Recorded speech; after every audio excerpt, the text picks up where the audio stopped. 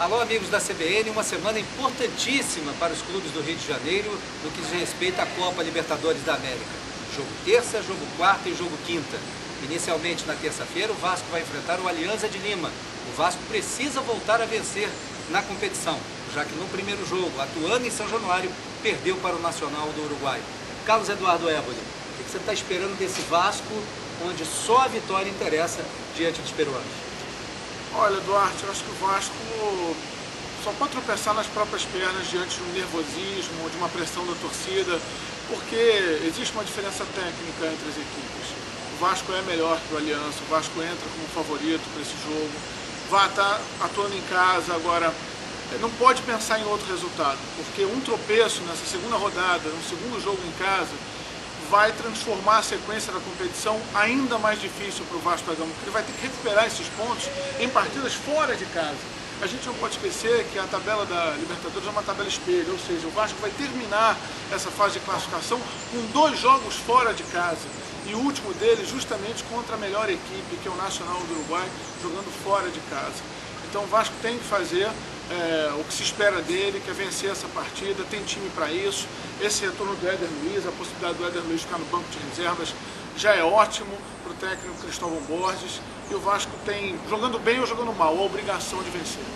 Francisco Aiello, a perda do Tenório pode causar algum contratempo grande para o Vasco nesta fase da Copa do Brasil, já que o Tenório tem a experiência de ser um jogador que já disputou Libertadores? Olha, na verdade é o seguinte, o jogador ele foi contratado para isso. Na verdade ele foi contratado para jogar a Libertadores da América. O Vasco gostaria de aproveitar a experiência dele, o conhecimento dele da competição. É claro que isso quebrou um pouco do planejamento montado pelo Vasco. A ausência desse jogador nessa fase agora da competição vai deixar o Vasco meio órfão, não só do atleta, mas também do jogador experiente, da experiência do Tenório na Libertadores. Álvaro, a melhoria, vamos dizer assim, do Vasco, principalmente no campeonato estadual, isso pode ter algum tipo de reflexo na Libertadores, ou uma competição nada tem a ver com a outra? Não, acho que uma competição não tem nada a ver com a outra, e o torcedor tem que prestar atenção no seguinte detalhe: muitas vezes na Copa Libertadores, nessa fase de classificação, é mais difícil você jogar em casa do que você jogar fora de casa. A gente viu o ano passado, o Fluminense tem muita dificuldade aqui para jogar contra o Nacional, e às vezes fora de casa contra o Argentino Júnior, e ganhou do Argentino Júnior jogando na casa do adversário. Então o Nacional ganhou do Vasco em São Januário, perdeu para o Libertad lá em Montevidéu. Então, às vezes, quando você precisa tomar a iniciativa do jogo e quando o adversário vem para jogar no seu erro, a situação fica muito mais favorável para quem está jogando fora de casa. Basta você saber jogar com inteligência. Acho que para esse jogo de amanhã, como disse o Éboli, há uma diferença enorme entre os dois times. O Aliança quase abandonou a Copa Libertadores por causa da crise financeira em que o time está mergulhado. Quase não disputou essa competição. Estreou sendo goleado pelo Libertad. E a tendência é que o Vasco se recupere. Aliás, precisa se recuperar, porque senão vai terminar essa segunda rodada muito distante do Libertad, que já está com 6 pontos. E eu vou com você agora justamente naquele jogo que talvez, na teoria, seja o jogo que os cariocas mais desejariam ver, ou seja, o Fluminense enfrentando na Bombonera, até pelo estádio que é, pela história que existe nesse estádio, Fluminense e Boca Juniors. O Fluminense, da última vez que jogou lá, teve até um resultado bem positivo, foi um empate em 2-2 e depois no Maracanã conseguiu eliminar. Mas a história agora é outra, né? E o jogo não foi na Bombonera. Não foi na Bombonera, foi no estádio do Vélez. A Bombonera estava interditada. Agora, sem dúvida o jogo que chama mais atenção nessa rodada. Eu acho que esse jogo do Fluminense com o Boca Juniors e o jogo do Santos com o Internacional. São 2 jogos mais equilibrados. E esse jogo envolve já uma rivalidade, porque o Fluminense eliminou o Boca Juniors em 2008, daquela forma como eliminou, tapou lá, ganhou no Maracanã de 3-1, né, com o Thiago Neves jogando muito, a bola Puga jogando muito, o Thiago Silva fazendo uma grande partida, Dodô jogando bem. Hoje é uma equipe já bem diferente, mas acho que o Fluminense tem condições de arrancar um bom resultado na Bombonera. A pressão vai ser grande. Nós estávamos lá na Argentina no dia seguinte ao empate entre o Boca e o Zamora e vimos o quanto repercutiu mal aquele resultado. O Boca dominou o jogo jogando na Venezuela, teve todas as condições para ganhar o jogo, empatou em 0-0 e se instalou uma crise no clube, né? Briga no vestiário entre o Riquelme e o técnico.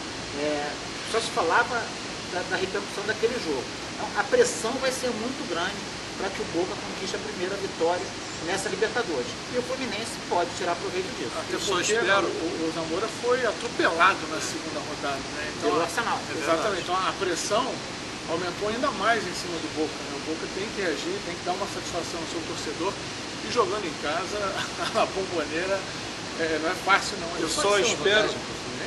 Eu acho que sim, eu só espero que o técnico Abel Braga, ele de fato faça aquilo que ele já disse.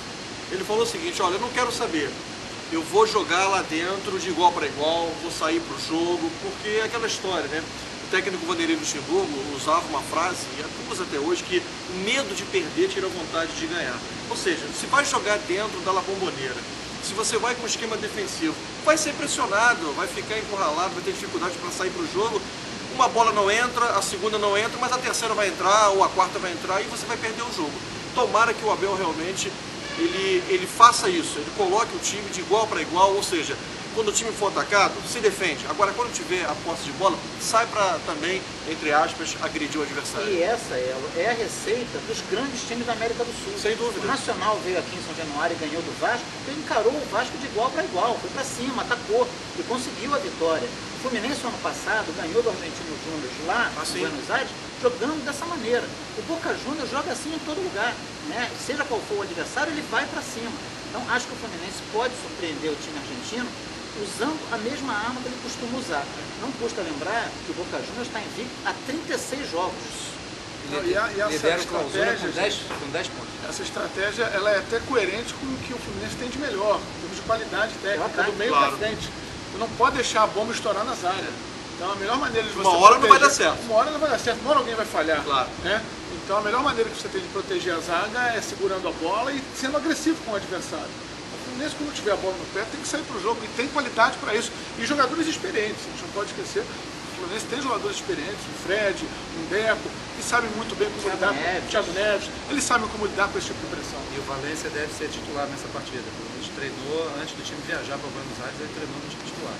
Então a ideia do Abel é ter justamente esse jogador que conhece mais ou menos a maneira de jogar. Não está contando muito com o Edinho, né? Claro. E na quinta-feira vamos ter o Flamengo, que teve um resultado, poderia ser melhor, já que ele estava vencendo o Lanús, poderia ter conseguido até a vitória, acabou empatando, não foi um resultado de todo ruim, mas será um jogo em casa diante do Emelec, uma equipe fraca, o Flamengo tem a obrigação de vencer. Tem obrigação de vencer, mas eu vou confessar uma coisa aqui, eu estou muito mais otimista em relação ao Vasco e ao Fluminense, mesmo jogando na Argentina, do que o Flamengo. E não é pelo adversário não, é pelo Flamengo. Ou seja, eu tenho acompanhado os jogos do Flamengo, trabalhado em alguns e visto outros, e eu acho que o time do Flamengo está jogando pior agora do que na época do Vanderlei Luxemburgo. Não sei se a culpa é do Joel ou era do Vanderlei. Eu acho que de repente a culpa é do próprio elenco. Falta qualidade ao elenco. Enfim, Joel ainda não achou um time, não tem uma formação. O Felipe, o goleiro, não joga na quinta-feira, que é um baita desfalque. Então não é nem pelo adversário, e sim pelo próprio Flamengo, que ainda não conseguiu sentir firmeza nessa equipe, seja no estadual, como também na Libertadores. Mas, Ela, você não acha um time se você não procurar. O técnico que chega achando que o time é aquele e que tem, como diz o Joel Santana, como ele gosta de dizer, os intocáveis, aí não vai achar um time. Pois é. O time do Flamengo não tem criatividade no meio, mas ele não abre mão do Ayrton, do Williams, do Renato. Agora, com o Williams e o Ayrton machucados, os intocáveis foram tocados. Exatamente. Então, o destino acabou obrigando o Abel a mexer no time. E aí, talvez, não aconteceu ainda contra o Duque de Caxias, porque foi a primeira vez que esse time jogou junto. Pois é. E ainda há um problema com relação ao Ronaldinho Gaúcho. Acho que o Ronaldinho Gaúcho não pode mais jogar no meio campo. É um problema que o Joel vai ter que resolver. Porque quando o Flamengo perde a posse de bola, o Flamengo fica com 3, às vezes contra 4, 5 do time adversário. E perde meio campo. Perdeu o meio campo do Duque de Caxias, foi dominado no jogo e ganhou graças a 2 lances individuais. O Ronaldinho Gaúcho é um jogador sem qualquer tipo de compromisso tático. Ele joga uma partida quando tem a bola no pé. Só joga quando tem a bola no pé. E não dá. Quando joga hoje. Quando joga. Quando joga hoje. Quando não se limita a se fosse assim, menos mal, que quando a bola cai no pé dele, ele resolve. Nem isso está acontecendo. Não está acontecendo. E eu estou contigo aí. Dos 3 times, o Flamengo é o que vem jogando pior. Sem qualquer tipo de desenho tático em campo, muitas vezes parece um bando, sem qualquer tipo de firmeza. Você não sente firmeza no time do Flamengo. A bola cai no pé dos principais jogadores e a coisa não anda, nada acontece. Quando você vai fazer uma edição de melhores momentos do Flamengo, pouca coisa aparece de interessante, porque é um time realmente sem graça em campo. E não entrou ainda nesse clima. Contra o Lanús, deu até alguns sinais de que estava num clima de Libertadores. Né? Esperou muito o Lanús no seu campo. Exatamente, exagerou, né, de uma tática recuada a partir do 1 a 0 e não atacou mais. Tomou o gol, inclusive, quando estava até controlando mais a partida. Depois que tomou o gol, depois que o Lanús empatou, e quando o João Santana colocou o Botinelli, o time melhorou. Mostrou autoridade, pelo menos. Nos 15 minutos finais, o Flamengo foi melhor em campo. Agora, eu convido vocês para uma reflexão. O time do Flamengo tem Felipe, que se não é o melhor goleiro do Brasil, está entre os melhores. Tem o Leonardo Moura, se não é o melhor do Brasil, está entre os melhores. Uma ótima fase. Mas muito bem, aí tem uma defesa que não é boa, mas quem tem uma defesa boa no futebol brasileiro? Né? Tem o Júnior César, que se não é brilhante, está na média. Né? Aí vem o meio campo, tem os intocáveis do Joel e o Ronaldinho Gaúcho. Na frente, Wagner Love e David.